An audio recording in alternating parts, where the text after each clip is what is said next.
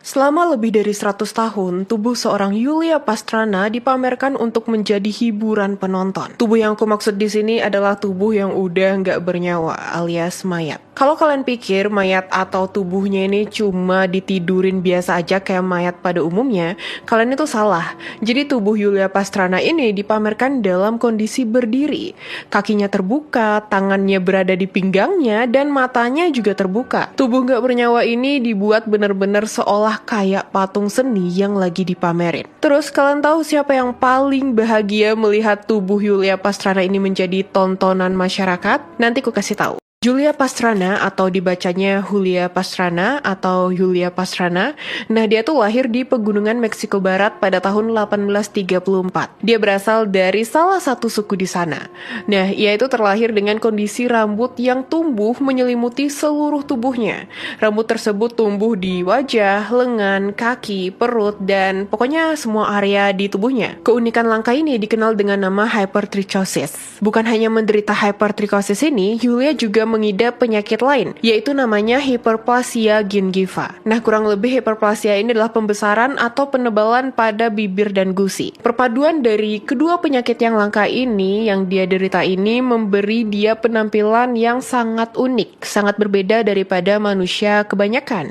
Dan ingat ya, Julia ini hidup di tahun 1800-an. Itu adalah masa-masa di mana manusia sangat tertarik dan sangat penasaran dengan sesuatu yang berbeda. Seperti contohnya ya, Julia ini. Gara-gara kondisi yang dialaminya ini, Julia bahkan butuh waktu sampai 153 tahun untuk benar-benar dimakamkan dengan layak. Dikatakan saat kelahiran Julia nih, ibunya sendiri itu kaget dan takut melihat perawakan Julia. Bahkan orang-orang di sekitar Julia itu khawatir, jangan-jangan dia adalah hasil dari sihir. Ada juga nih yang bilang kalau Julia itu jangan-jangan adalah hasil dari campur tangan manusia serigala, alias werewolves. Wah, udah kayak di Twilight ya. Selama 1-2 tahun pertama, ibu Julia itu menyembunyikan Julia dengan cara tinggal di goa. Sebenarnya masa kecil Julia ini masih agak simpang siur sih, cuma banyak yang bilang setelah 2 tahun tinggal di goa itu, mereka ditemukan oleh seorang pengembala. Julia akhirnya dibawa ke panti asuhan, sementara ibunya Julia itu dikatakan meninggal dunia. Setelah besar di panti asuhan, ketahuan deh bahwa Julia itu sebenarnya orangnya sweet. Dia itu orangnya pintar, ramah, pokoknya baik deh.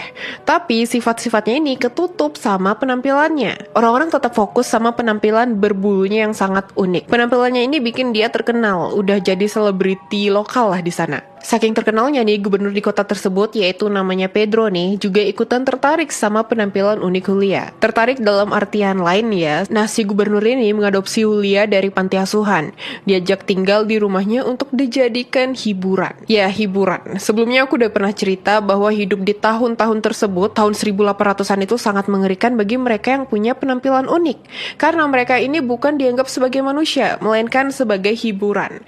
Kalau kalian nonton The Greatest Showman, kalian pasti paham lah. Singkatnya nih ya, selama tinggal bersama si gubernur ini, Julia itu bukan hanya menghibur dengan penampilannya, tapi Julia juga menggunakan bakatnya. Ya, Julia itu diajarkan bagaimana cara menari, bernyanyi, dan bermain musik. Ini dilakukan biar Julia itu bisa menghibur dengan lebih baik. Jadi selain dihibur sama penampilan, juga dihibur dengan bakatnya. Penampilannya unik, bisa nyanyi, bisa nari, dan bisa jadi ART juga. Itu udah paket komplit banget bagi si gubernur. Julia juga di sana belajar 3 bahasa dengan fasih, yaitu Inggris, Spanyol, dan Prancis. Ini tuh jadi bukti bahwa Julia itu sebenarnya cerdas. Di umur 20 tahun, Julia memutuskan untuk kembali ke kampung halamannya. Tapi dia nggak pernah benar-benar pulang kampung. Karena di tengah perjalanan pulangnya, Julia ketemu sama seorang pria Amerika yang punya bisnis sirkus. Nah, pria Amerika ini memujuk Julia untuk ikut bersamanya dan tampil di atas panggung. Tapi ada juga yang bilang sih kalau sebenarnya si gubernur itu yang udah bosan sama Julia. Jadi Julia itu dijual ke si pria Amerika tersebut untuk dijadikan pemain sirkus. Intinya, si Julia ini bergabung dengan sirkus tersebut. Persis seperti kejadian di The Greatest Showman. Julia memulai debutnya pada bulan Desember 1854, tepatnya di New York City. Dia mengenakan gaun merah dan menyanyikan lagu-lagu rakyat Spanyol. Banyak orang berbondong-bondong melihat Julia, meskipun sebenarnya bukan nyanyian dan tarian Julia yang mereka ingin lihat, Tapi yang mereka ingin lihat itu adalah penampilan Julia yang berbulu. Bukan itu aja, Julia kan rahangnya juga menonjol ke depan ya, serta bibir dan hidungnya itu juga tebal dan lebar. Jadi ini sangat menarik bagi mereka yang menonton. Julia tuh sampai masuk berita di mana mereka menyebut Julia sebagai wanita beruang atau wanita kera dari alam liar Meksiko. Begitulah Julia akhirnya menjadi manusia paling terkenal di Amerika saat itu. Julukan terkenalnya Julia tuh banyak banget. Dia disebut Half Human, The Ape Woman, The Bear Woman, dan The Baboon Lady. Terus tulisan di iklan promosi buat nampilin Julia aja kayak gini nih.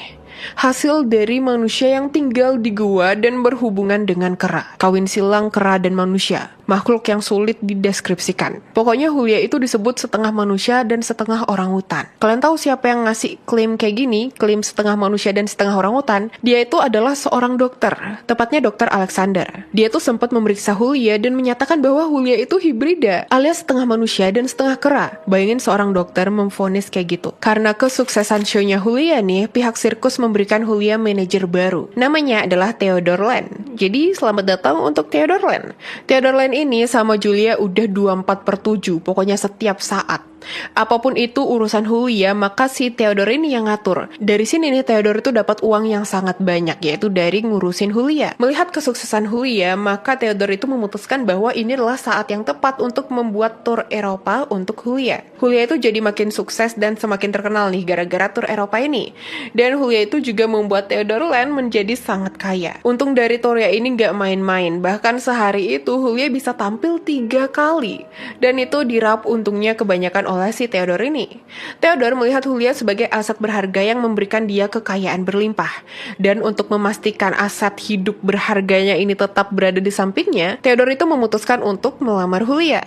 Biar jadi aset permanen kali ya. Gak ada yang tahu gimana perasaan asli Julia terhadap Theodore. Tapi ada yang bilang kalau Julia itu jatuh cinta sama Theodore karena Theodore ini menerima dia apa adanya. Anyway, Julia ini menerima lamaran tersebut. Dan ya, Theodore dan Julia menikah. Pada musim dingin tahun 1859, pasangan baru ini melakukan perjalanan ke Moskow, di mana banyak orang berbondong-bondong menghadiri sirkus mereka. Tentu aja untuk melihat keunikan Julia ya. Pada saat itu Julia mengetahui bahwa dia ternyata hamil. Singkat cerita, akhirnya bayi tersebut lahir pada bulan Maret 1860 setelah melalui proses kelahiran yang sulit. Karena yang saat itu katanya bayinya itu berukuran sangat besar sementara pinggulnya Julia itu kecil. Bayi itu akhirnya lahir dengan selamat tapi tubuhnya ditutupi rambut seperti ibunya. Fitur wajahnya juga sangat mirip dengan Julia. Ya, dia mengidap kelainan yang sama seperti ibunya. Entah bagaimana perasaan Julia dengan fakta ini, tapi yang jelas dia diketahui menangis sambil memeluk bayinya. Sayangnya meskipun lahir dengan sehat, bayi tersebut cuma bertahan hidup 35 jam, kurang dari 2 hari. Dan Julia meninggal 5 hari setelahnya. Orang-orang pada bilang Julia itu meninggal karena terlalu sedih ditinggal bayinya. Tapi enggak, dia tuh meninggal bukan karena terlalu sedih ditinggal bayinya. Dia meninggal karena peradangan atau infeksi di sekitar rahim pasca melahirkan. Julia itu meninggal di usianya yang ke-26 tahun. Saat Julia meninggal nih, suaminya si Theodore itu dia panik. Tapi dia nggak panik karena istrinya meninggal. Dia tuh panik karena aset berharganya, sumber duitnya, bank berjalannya itu meninggal. Yang Theodore pikirin sekarang adalah gimana dong cara dia ngehasilin duit kalau si penghasil duitnya ini meninggal, udah nggak ada. Disinilah kemudian Theodore itu nemu ide. Inilah saatnya dokter dengan keahlian pembalseman bekerja. Zaman dulu kan ngetren tuh yang ngawetin mayat dan dibuat seolah-olah mayat tersebut masih hidup. Nah, ini juga dilakukan oleh Theodore. Theodore bertemu dengan Profesor Sokolov dari Moscow University. Dia itu jagonya pembalseman. Sang profesor ini setuju untuk melakukan pembalseman pada Julia dan anaknya Julia menggunakan teknik rahasianya. Jadi bukan cuma Julia, melainkan anaknya juga. Nah, teknik pembalseman yang dia gunakan ini adalah teknik yang menggabungkan pembalseman, mumifikasi, dan taksidemi, sehingga nanti menghasilkan mayat yang tampak cerah dan hidup. Pembalseman ini membutuhkan waktu 6 bulan. Dan setelah 6 bulan, mayat Julia dan anaknya itu bakalan dibentuk, diarahin sedemikian rupa biar kelihatan hidup. Nah, setelah dibentuk ini, si bayi itu dibuat bertengger di atas tongkat dengan ekspresi tegang di wajahnya. Sementara ibunya, si Julia ini berdiri dengan tangan di pinggang, kaki terbuka lebar, wajah menghadap ke satu sisi. Dan tentu aja matanya terbuka, seperti yang aku bilang di awal. Kalau udah sempurna nih, mayat ibu dan anak ini dipajang di Universitas Moskow sesuai kesepakatan awal Theodore Land dan si profesor. Jadi mereka kayak bikin kesepakatan awal awal gitu. Nah, tapi dipajang itu cuma sekitar 6 bulan. Karena si pria laknat, si Theodore ini memulai ide liciknya lagi. Nah, jadi Theodore itu dengar desas-desus tentang mayat istri dan anaknya yang kelihatan kayak manusia hidup. Dan menarik perhatian orang-orang yang di sana. Seketika Theodore itu sadar kalau mayat istri dan anaknya juga bisa menghasilkan duit ternyata. Akhirnya, Theodore mengambil istri dan anaknya dari Moscow University dan memindahkan mereka ke London. Pada 1862, Theodore menempatkan istri dan anaknya ini dalam sebuah display. Dan di sana orang-orang bisa membayar sangat murah untuk melihat mayat Julia dan anaknya ini. Setelah puas nih jadi display doang, Theodore akhirnya memutuskan untuk membawa Julia dan anaknya ikut tour, tepatnya sirkus tour. Dalam tour tersebut, Theodore bertemu seorang perempuan bernama Mary. Dia adalah perempuan yang memiliki kondisi yang mirip sama Julia. Dan tebak, endingnya gimana? Theodore menikahi si Mary itu. Dia mengganti nama Mary dari Mary Bartle menjadi Mary Pastrana, biar kelihatan kayak adik kakak. Dan dia menyebut si Mary itu sebagai adiknya Julia. Mary Pastrana, Julia Pastrana. Biar kelihatan kayak drama gitu kan, adik kakak punya kelainan yang sama. Bukan itu aja, Theodore juga menyuruh Mary untuk perform di atas panggung dengan background mayat Julia dan bayinya Julia. Jadi konsepnya kayak keluarga setengah manusia setengah kera lagi pentas di atas panggung. Tour ini dilakukan selama bertahun-tahun. Theodore mendapatkan lebih banyak uang lagi dari istri keduanya yang masih hidup dan istri pertamanya yang udah meninggal. Dan juga anaknya yang udah menjadi mayat juga ya. Setelah Theodore kebanyakan uang nih, dia memutuskan untuk pensiun.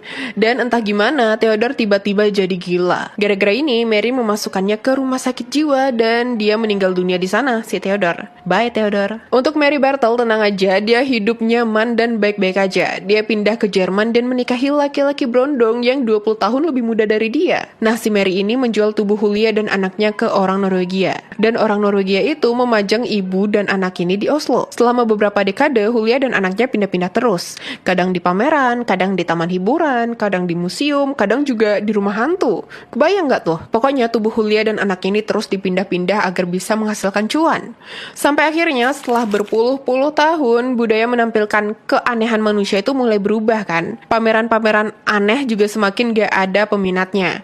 Puncaknya nih, selama Perang Dunia Kedua, Nazi menganggap pameran tersebut tidak masuk akal dan membubarkan mereka. Tahun 1950-an, mayat Julia dan anaknya akhirnya ditempatkan di gudang di Swedia. Dan kemudian dipindahkan ke gudang di Norway sampai 1970. Pada tahun 1970-an ini, ada yang iseng nih menempatkan mayat Julia dan anaknya dalam tour kecil-kecilan lagi. Padahal kan udah dilarang tuh. Dan bener aja, dunia saat itu udah berubah. Tour ini malah bikin warga marah. Akhirnya 1973, Swedia dan Norwegia menyatakan bahwa mayat enggak boleh lagi dipamerin. Apalagi untuk mencari keuntungan. Akhirnya, tubuh Julia dan bayinya disembunyikan di gudang Oslo. Dan 3 tahun kemudian, sekelompok remaja memasuki gudang tersebut. Dan gak sengaja merobek lengannya Julia karena ngira kalau Julia itu boneka. Terus anaknya Julia ini dibuang ke kebun dan dimakan sama tikus. Sampai akhirnya ditemukan oleh polisi mayat-mayat tersebut. Tapi saat itu bayinya Julia itu ditemukan dalam kondisi rusak dan akhirnya dibuang di tong sampah. Sementara tubuh Julia masih kelihatan utuh dan disimpan di gudang, tapi di tahun 1979 nih hilang lagi. Dan tiba-tiba muncul lagi di tahun 1990. Sejak saat itu berita tentang tubuh Julia ini menjadi berita utama di surat kabar Norwegia. Jurnalis, akademisi, dan pejabat lainnya itu banyak yang membahas perdebatan mengenai apakah tubuh Julia ini perlu dikubur atau tetap di atas tanah, tetap menjadi sesuatu yang perlu disimpan. Mereka tuh bingung mana yang lebih bermanfaat bagi mereka. Karena kalau di atas tanah nih alias nggak dikubur ya, maka para ilmuwan itu bisa mempelajari tubuh Julia dan penyakit langka yang dia derita. Tapi ya tetap aja itu nggak manusiawi mengingat riwayat Julia yang sangat menyedihkan. Akhirnya pada tahun 2005 ada orang yang berpikir rasional, yang masih punya hati. Orang baik tersebut bernama Laura. Dia adalah seniman kelahiran Meksiko. Nah, saat itu dia sedang tinggal di Oslo. Laura mulai mengajukan petisi kepada universitas untuk memulangkan tubuh Julia ke Meksiko. Laura mengetahui tentang kisah Julia itu di tahun 2003 dan dia menyadari betapa parahnya penderitaan Julia. Awalnya petisi itu mendapatkan respon yang sangat mengecewakan dari universitas. Tapi Laura itu nggak nyerah. Dia memasang pemberitahuan kematian Julia ini di surat kabar Oslo dan bikin kasus Julia ini jadi viral. Laura berkata, saya merasa dia berhak mendapatkan kembali martabatnya dan menempatkannya dalam sejarah dan dalam ingatan dunia. Akhirnya pada tahun 2008, Laura diizinkan menyampaikan kasusnya di hadapan Komite Nasional Evaluasi Penelitian Sisa-Sisa Manusia di Norwegia. Petisi Laura itu disetujui dengan alasan tampaknya tidak mungkin Julia Pastrana ingin tubuhnya tetap menjadi spesimen dalam koleksi anatomi. Ya, bayangin aja. Pada bulan Februari 2013, jenazah Julia yang terbungkus dalam peti mati berwarna putih dimakamkan di pemakaman di kota dekat tempat kelahirannya. Terlepas dari segala penderitaan yang Julia ini alami, akhirnya setelah 153 tahun, Julia itu mendapatkan peristirahatan dan penghormatan yang layak dan pantas dia terima. Yang mana ya 153 tahun ini sangat-sangat lama. Coba aja kita lihat lagi, dia tuh cuma hidup 26 tahun, tapi butuh waktu lebih dari 100 tahun untuk dimakamkan. Dan selama waktu tersebut, orang-orang di sekitarnya tuh pada bingung mikirin cara mendapatkan cuan dari tubuhnya. Bahkan bayinya itu kan awalnya cuma bertahan hidup kurang dari 2 hari, tapi setelah itu dijadikan tontonan. Gimana menurut kalian? Komen di bawah ya, dan jangan lupa di like dan subscribe juga. Bye-bye!